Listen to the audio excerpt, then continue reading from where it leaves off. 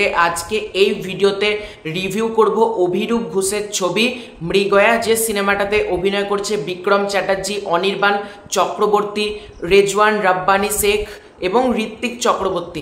এই ছবিটা কেমন লাগলো সেটা নিয়ে আজকের এই ভিডিওতে আলোচনা করব। তো এই ছবিটা আমি সবে সিনেমা হল থেকে দেখে আসলাম। ছবিটার পজিটিভ দিক নেগেটিভ দিক নিয়ে আজকের এই ভিডিওতে আলোচনা করব। তবে গল্প সম্পর্কে যদি একেবারে ছোট্ট করে বলি, রেড লাইট এরিয়ায় মেয়ে খুন হচ্ছে একটা এবং তাকে নিয়ে ইনভেস্টিগেশন চলছে এবং এইটা নিয়ে বেসিক্যালি এই ছবিটার গল্প। এর থেকে বেশি স্পয়েল আমি দেবো না, কারণ ছবির রান টাইম ভীষণ কম।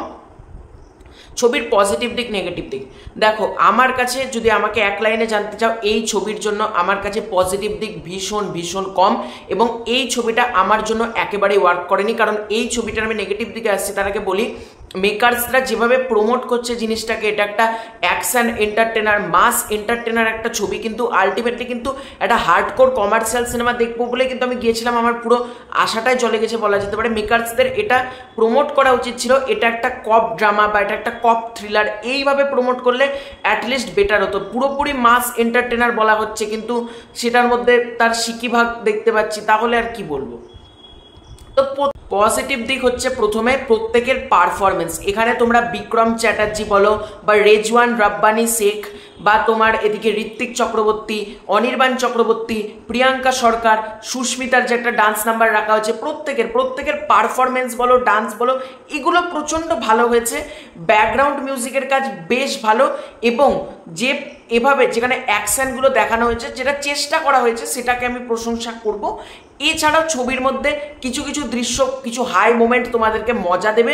ছবির ডায়লগ বাজি, ছবির কিছু কিছু ডায়লগস তোমাদেরকে হাসাবে, কিছু কমেডি মানে পুলিশের মধ্যে যে হাসাহাসি কমেডি প্রত্যেকে করছে, সেগুলো মজা দেবে। এরপরে আমি ঢুকবো ছবির নেগেটিভ পয়েন্টে। প্রথম নেগেটিভ পয়েন্ট আমি বললামই যে মেকার্স হিসেবে প্রমোট করেছিল জিনিসটাকে, সেটাই কিন্তু ভুল বলা যেতে পারে। এটাকে একটা কপ ড্রামা হিসেবে প্রমোট করা হতো।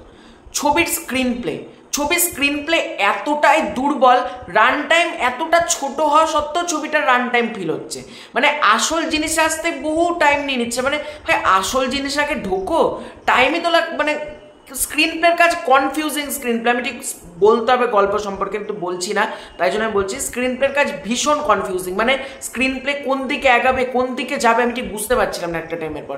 তো এটা একটা নেগেটিভ পয়েন্ট।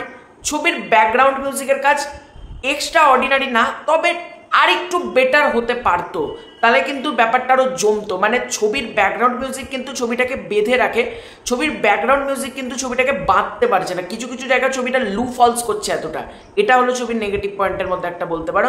আরও যদি আমাকে নেগেটিভ পয়েন্ট বলতে হয়, নেগেটিভ পয়েন্ট বললে ভাই শেষ হবে না, এত নেগেটিভ পয়েন্ট রয়েছে। ছবিটার মধ্যে অহেতুক সিনেমা থেকে স্ক্রিপ্ট রীতিমতো কপি করা হয়েছে।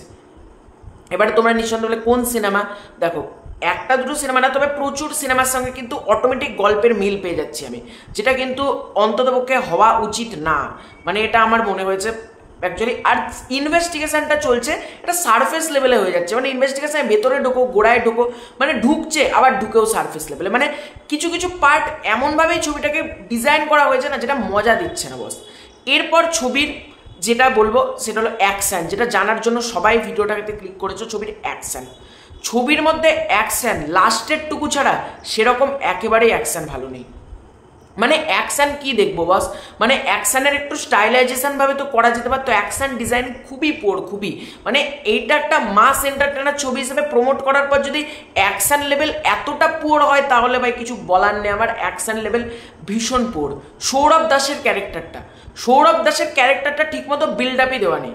মানে গল্পতে এলো কি প্রয়োজন না প্রয়োজন, বিল্ড আপ তো ক্যারেক্টার দিতে হবে। ক্যারেক্টারটা একটা ডেডলি ক্যারেক্টার, ডেঞ্জারাস ক্যারেক্টার হিসেবে যখন ট্রিট করা হচ্ছে, তাকে তো একটু মানে ক্যারেক্টারটা সৌরভ দাস নিজের জায়গা থেকে যথেষ্ট ভালো করেছে, কিন্তু ক্যারেক্টার রাইটিংই ঠিক হয়নি গল্পের।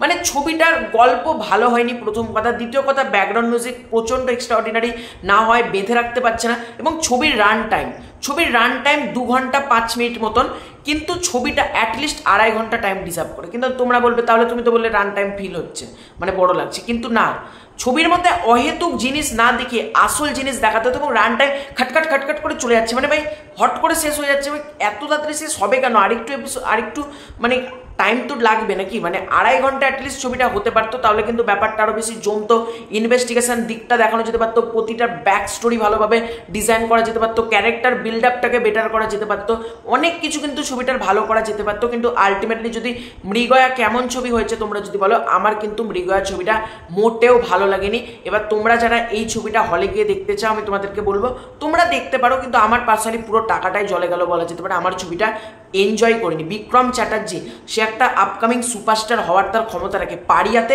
কত সুন্দর তার কাজ, কিন্তু এখানে সে ভালো কাজ করেছে, কিন্তু তার সিনেমাটা যেহেতু ভালো না, তার কাজটাও ধামাচাপা পড়ে যাবে। ঋত্বিক চক্রবর্তী নিজের দিক দিয়ে সেরাটা করতে চেয়েছে, আমার খারাপ লাগছে অভিনেতাদের জন্য।